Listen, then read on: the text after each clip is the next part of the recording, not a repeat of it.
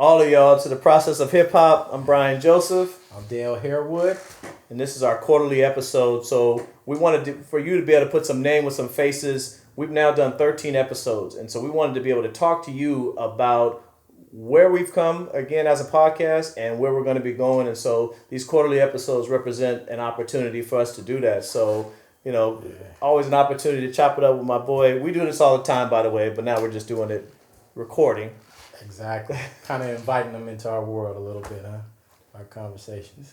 So Dale has been, you've been in the music industry, man, for as long as I've known you, and that's 25 plus years. So we were talking the other couple weeks ago, man, as far as where hip hop has really, you're talking about a genre that is close to 50 years old at this point. Yeah.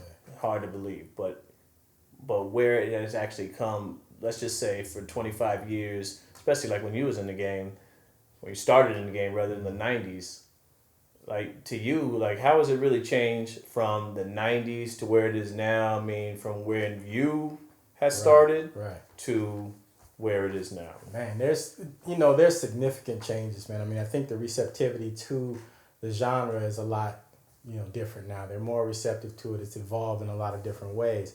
I think when I was doing it, primarily starting off, I was a hip hop lover from the very beginning, but also a trained musician. So I wanted to bring the hip hop element.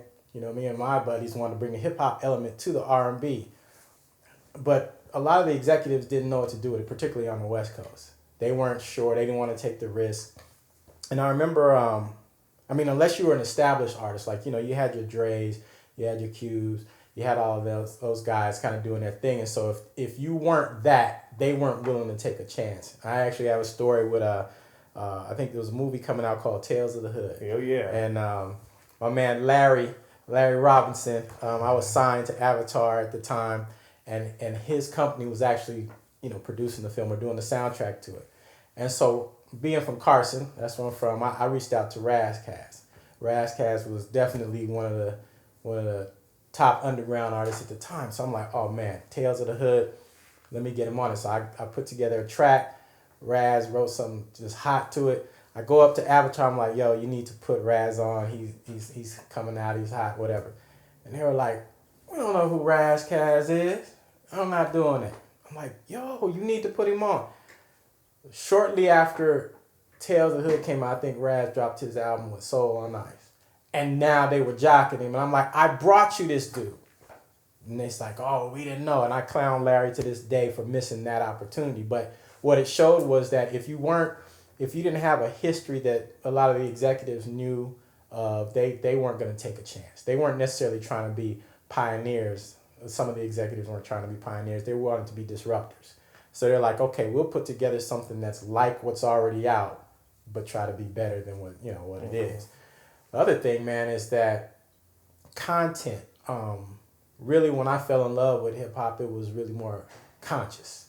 You know what I mean? Some of the stuff, it drove us to read books. If you're listening to KRS-One, Rakim, Public Enemy, for sure. You digging into the books, not just the crates.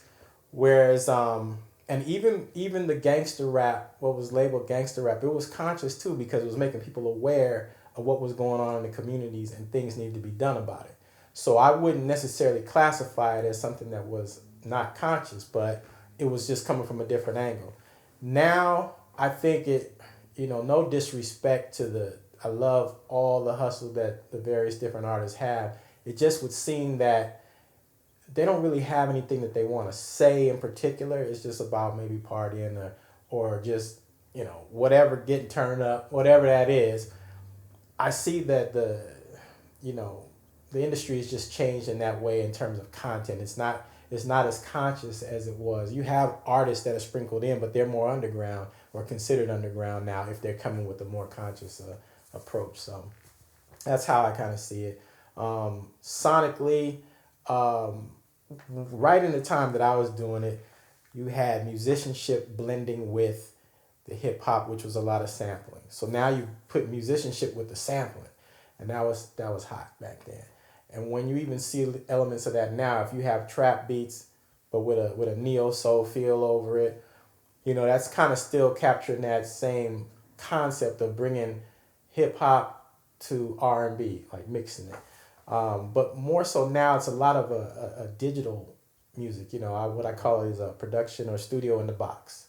And you have to evolve to that. You know what I mean? If you want to stay relevant and eat and all that, so you need to know how to do it. But I think the musicianship still needs to be there. And I think one of our first interview, Irv Pope, he brings that musicianship to hip hop. He's Game's MD, and Game's rolling with a band. Yeah. I think that is a perfect marriage of hip hop, and R&B in a sense, in terms of the band. There's not much sampling going on, So I see that as a significant difference between then and now. And then two things I think that what you said makes me think about when rap music again, late 80s, early 90s, how people at the time, it was you were either hip hop or you were R&B. Obviously R&B influenced hip hop greatly. Yeah. Something else you and I were talking about, when people started to blend the two, and you think about all them dope collabos that you got in the early 90s, where you started having rappers appearing on R&B joints, vice versa, and it had that perfect blend. And then you had guys like Teddy Riley who were kind of bringing that hip hop feel, the New Jack Swing movement to like mainstream, but they were really incorporating a lot of hip hop elements and a lot of such.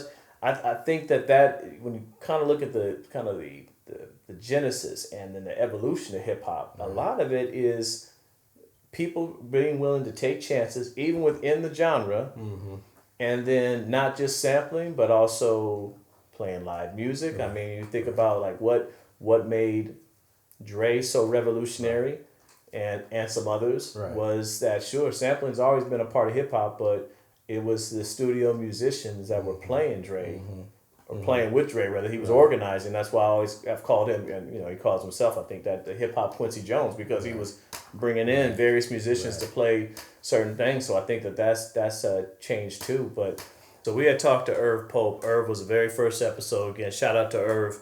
And one of the things that Irv talked about that I think is a misconception is Irv is a musician at heart, but he has also produced a variety of different genres. Yeah. Sometimes, isn't it just like, people think that if you are a hip hop producer or a quote unquote hip hop musician, that you only play that one genre.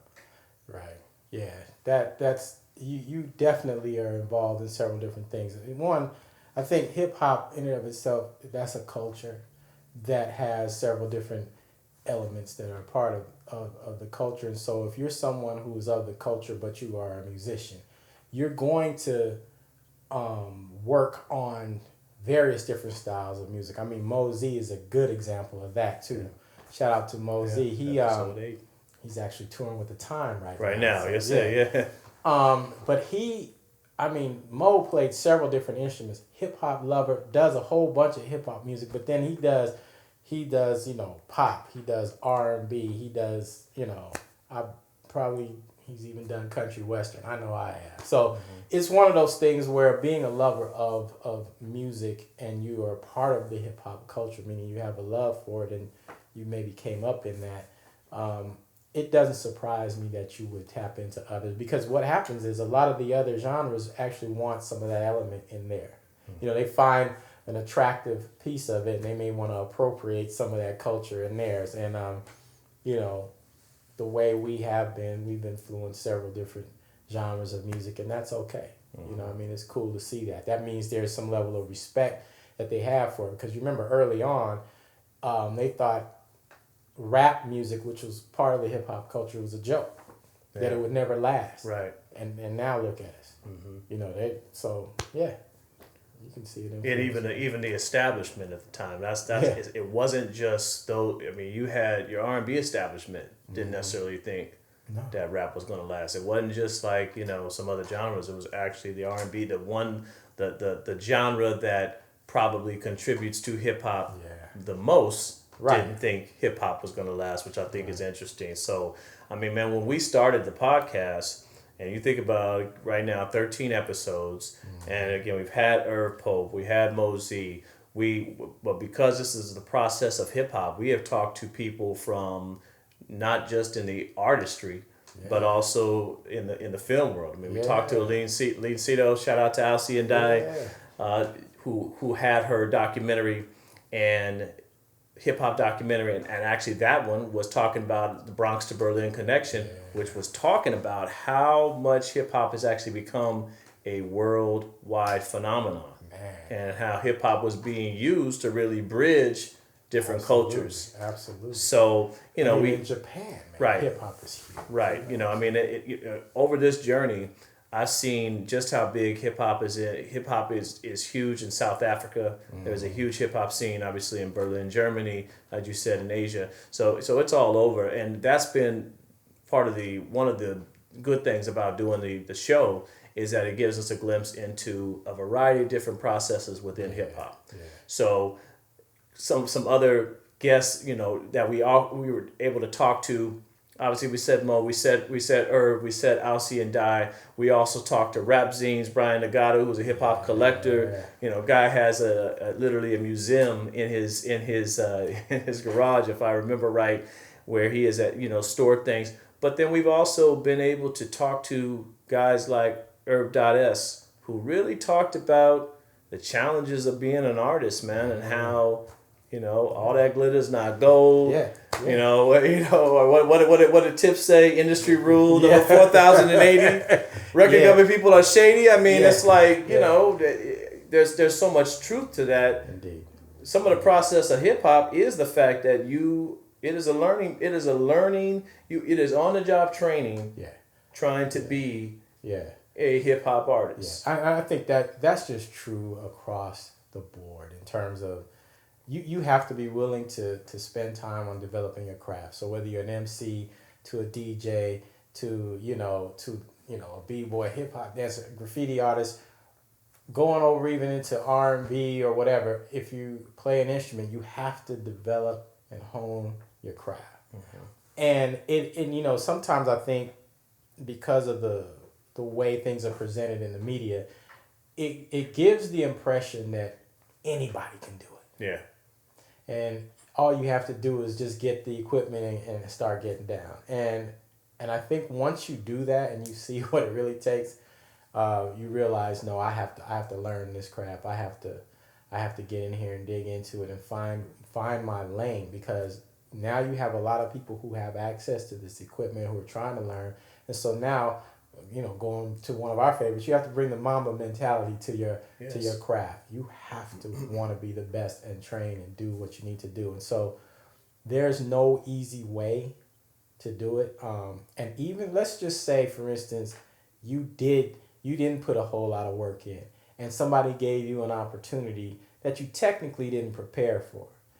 You are going to be under stress, because now you may be labeled a one-hit wonder, because you can't follow it up. You haven't developed the discipline to follow it up.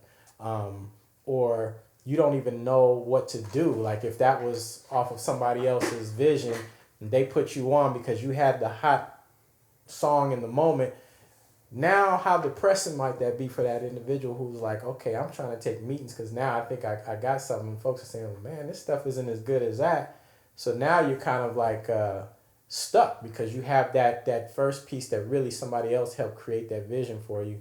They saw you in a way. They didn't help develop you or prepare you for the long run. But now you want to be a part of this for the long run. You don't have it because you didn't really develop those skills. Shout out to those who've experienced that and went back in and really said, all right, I'm going to get in and, Now, do you think, when you think of you've had some rap groups, you've had some duos, okay, like again, an Eric B. and Rakim. Yeah. Sometimes groups and duos don't always, when they go off on their own separate ways, it's the term, the sum is greater than the parts. Yeah. Where some guys really, it is a difference. There's a big difference when they go off on their own. Like some guys are better together. Yeah. I mean, one of my favorite groups, Tribe Called Quest. Yeah. As much as I liked Fife's solo joint, as much as I liked Tip's solo, them together. Yeah, absolutely. It was something. Absolutely. Again, the sum was greater than the parts. Yeah. That always, I don't think, is is talked about enough where, when guys grind together and make that magic, it's hard to duplicate that on your own. It is. I mean, there's no one to really bounce it off of, ideas off of. And sadly, man, you'll see, I mean, I'm all for, being able to express yourself. I think one crew that's done it well, in my opinion, is Outkast, where they've been able to do things together, but also support each other's, solo efforts, but sort of under the same umbrella. That to me was a dope concept, because you have people in your ear all the time trying to get you to break off because they have visions for themselves. And so a lot of times they come in and destroy the synergy of a group and try to get folks to break off. And then when they fail, then they back off. They may have gotten their cut of it or whatever, and then now they're leaving them out there. It's difficult to do that on your own. Even if you have a team, it's a different level of investment. Like if you have a team supporting a solo artist versus a group of artists being together and really bouncing ideas off of each other, kind of supporting each other through the whole process. It's less lonely. You feel like you have there's some security in that kind of environment that I think is lost for some solo artists. And we had talked to Ben Merlis. That was episode 9, I believe. We had that book about the Juice Crew. Yeah. And when you think of a central DJ, Marley Marl, who had all these artists, and how many times that's been duplicated. Like, that's been duplicated quite often. That's when you think of the origins of hip hop, the DJ was the star. Exactly. It's kind of transitioned now more to the artist. But that's a perfect example of, I'm the DJ, I'm going to create all the tracks, all the production is going to be done by one person, and artists are going to come in. You don't see that as much. Right. I think there's more artists working with a variety of different producers. But he was a very interesting interview, and I think the subject of the Juice Crew itself, because it was one of them crews, man, that like never, it kind of didn't get its just reward, so to speak, because they didn't have the longevity, and they also came out at a time where there was just a lot of competition, and arguably the golden age of hip hop, late 80s through the 90s, competition was thick. Yeah. Do you think, man, that some of that may have been also where you might live? Like, so for us on the West Coast, maybe they didn't get as much props as we think they should, but I wonder how, they were received on the West Coast or East Coast, rather. Right? Yeah. I mean, they probably, just looking at how a lot of things developed out of the East Coast, what type of respect they may have had out there, and how many people have, given them their props for kind of inspiring them. You know what I mean? So it'd be interesting to, maybe we can get some folks to speak to that. Right, you know what I mean? right. Big Daddy Kane, if you out there, love to have you on the process of hip hop, BDK. Yeah, indeed. And again, someone, I think about him because he's so influential. You talk to a lot of artists and they will mention Kane. Oh yeah. Kane, he brought flavor for sure. Right. You know what I mean? It was like that. I don't know. It was cool to see somebody get down like that, where it wasn't, he kind of just brought his own little piece to it that set him apart from those at that time, and of course, each generation has their own little flavor or style that comes in. And so I think one of the things I would like to see is that there would be receptivity to all of the various different styles in terms of what people bring. Like, it shouldn't make one be obsolete, but that, hey, we're building off of this. These folks came before us, but we couldn't be here if we didn't have what started over there, and that it be something that is embraced, and you would see more of that generational gap shrink. You know what I mean? Where there's like much respect given. And I think the old heads, we have to give the younger ones room to flex and do what they need to do, because one of the cool things about, I guess, the hip hop genre is what we would have considered unorthodox approach to things. They need to have the freedom to create. I mean, when you have you don't have the means that others may have, and you can create out of just what you have, and you do something beautiful now that everybody wants to emulate. I think that's genius. And so we have to continue to make room for that. And so while there may be some things out there that I don't like sonically, I can appreciate the fact that they're doing it and creating and finding new ways to express themselves in a genre that should be receptive to them doing that, because that's what it was about. Yeah, absolutely. what I mean? You think also, look at the entrepreneurship Yeah. opportunities that have arisen from hip hop. I mean, Master P, Yeah. obviously in E40. I put Short in Too there as Short, well. yeah. Obviously to a certain Easy We need E. to see you Short. Yeah, Yeah. Easy E. I mean, when you think of the entrepreneurial opportunities that have arisen from hip hop, I mean, these are brothers that, I mean, if it weren't for hip hop, where would they be? Right. And the ability to actually provide, produce generational wealth to a certain degree. Yeah. Yeah. Not all of them, but to a certain degree, and then the hustle of just being willing to sell it out of the back of your trunk. Absolutely. I mean, MC Jahi, shout out to MC Jahi, Public Enemy Yeah. Radio, PE 2.0. Indeed. But he even talked about that, how willing to sell it out the back of his trunk in order to make it happen. Yeah. And have that drive. Right. But it is, being a hip hop artist, there's a certain level of entrepreneurial spirit you have to have. Oh, you have to have it. Because everybody wants the success, but everything's a grind. Yeah. So. But I mean, with that being said, talking about that aspect of it, what do you think is with all the interviews you've done, you've dealt with authors, you've dealt with filmmakers, you've dealt with producers and artists and all that. What do you think is a central theme in all of in their processes? Well, the first thing that comes to my mind is they all have a love for hip hop. Right. But they come at it from different areas. One of the things in going into the interviews that I didn't necessarily know was there going to be a common thread that they all, or a common lane that they went down in order to arrive at the success or wherever they're at, and there isn't. Yeah. And people have, and we've talked, what's been great is we've talked to some young guns. Yeah. Obviously, we've talked to, again, very talented Dime Prophet. Shout out to Dime Prophet. Versus, someone who's been in the game a long time, like a Mosey, Right. like again, EP, where we talked to a lot of different. It's not the same. That the path is not the same, Right. and you have to be willing to blaze your own trail. And so I've seen that, and I've also seen the fact that a lot of these people have regular lives. Yeah. Like, you got to be willing to grind.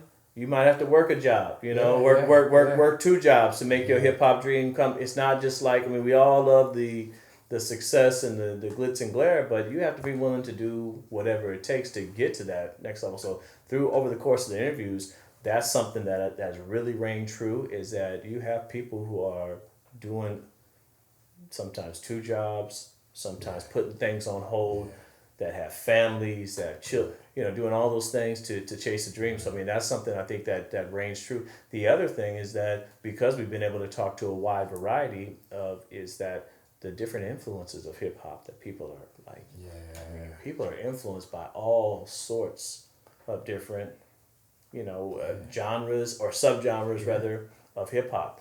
Another thing. Me and him talk so much, so we got so many other layers of conversations. Yeah. But one of the things we were talking about, we on the West Coast, again, Dale Beer from Carson, I'm from Long Beach, shout out to LBC. Yeah, shout out to C. Arson. C. Arson is the fact that when people think West Coast artistry, we talked to Show Baraka, episode 11, Show. He talked a lot about this too, that West Coast artists many times are automatically coupled in with gangster rap because the most iconic artists, arguably, from the West Coast have been gangster rap. Shout out to Q, shout out to Snoop, Dre, obviously DJ Quick, MC8, and a variety of others that have kind of really made that gangster rap genre. But you have a whole litany of groups on the West Coast that are not that. And you had even talked about how, when you think of dope lyricists, sometimes they don't always think of gangster rap. Right. Like, you don't always think of gangster rap and put in dope lyricists, but you have some dope lyricists and again backpackers that have come from, like, again, you do have that on the West Coast. Absolutely. Corrupt to me is so underappreciated as a lyricist because I think you just automatically assume he's a gangster rapper, but No. In fact, There was a time Corrupt was working with, so had a studio in Hollywood. It was Proje was a producer. He actually works with Robin Thicke now. Shout out to Proje. If you see this, brother, good to hopefully connect with you again soon. But Proje was doing some work, and so Corrupt came up to the studio to put some work in. And man, I witnessed somebody who did not write down anything and just flowed so nice off the dome. Like he would get in there and take rolls and he's spitting fire. Yeah. I was very impressed by that. And, again, somebody honing their skills. I don't know what his process was to develop with that, or if he just had, I never got to, I would love to talk to Corrupt to find out what really influenced, and there's some mutual connections, so hopefully one day we'll get to do that. But I was very impressed with his approach. But there are a lot of artists that say they don't write, but I witnessed that he didn't write that. Yeah. That was, so, you got guys like that are doing it from the West, or, that have represented the West Coast style music and whatnot. I'd be interested too to find out, as we talk to them, would they have labeled their music, like those who are under the gangster rap genre, if you will, or labeling, would they have labeled their music gangster rap? Because there's really not, if you look at, let's take two groups, Public Enemy and NWA. Mm-hmm. How really different is the message? Because I tell you what, everybody that I know if you bought the NWA album, you bought the Public Enemy album. Public Enemy, yep. And they both had a certain level of anger. But it was anger at the circumstances that, the inner city folks were being subjected to. And I think they were drawing attention to it, and they just did it through their styles. And I think, while, maybe it served in that moment in time to be labeled as gangster rap, because we saw the controversy that was going on. They were trying to ban and censor them and all that stuff.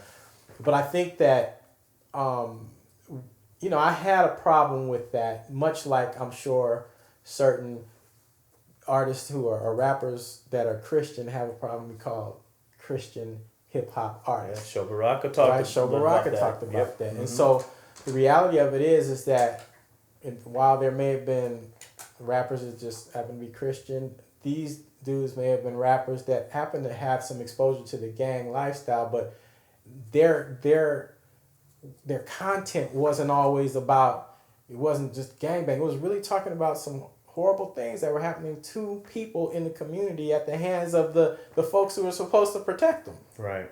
But and from the very beginning, hip hop has been about reality raps. Absolutely. I mean, broken glass everywhere. Oh, yeah. I mean, he's painting a picture of what that's not different. It's holding a mirror up to society. Yeah. So that's not different from what he's doing. Even go to a Biz Markie who made comical, but he's also talking about. Biz got skills. Yeah, he does. Yeah. Shout out to Biz Markie, and again, part of the Juice Crew also. Mm-hmm.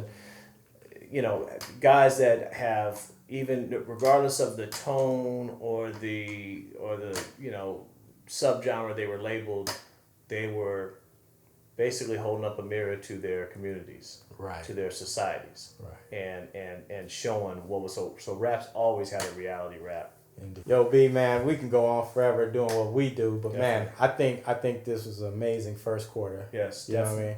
And I'm looking forward to what's coming in the future, man. We got some really hot stuff lined up, and I don't know, man. I think the sky's the limit here. Oh, definitely. I'm excited. Processofhiphop.com. Again, we're streaming on all platforms, iTunes, Spotify, SoundCloud. Check us out, definitely. YouTube channel, The Process of Hip Hop. Again, thank you so much for supporting us. Looking forward. We'll see y'all the next quarter, maybe sooner, potentially. Again, we got some hot stuff coming up. So again, stay tuned. Thank you.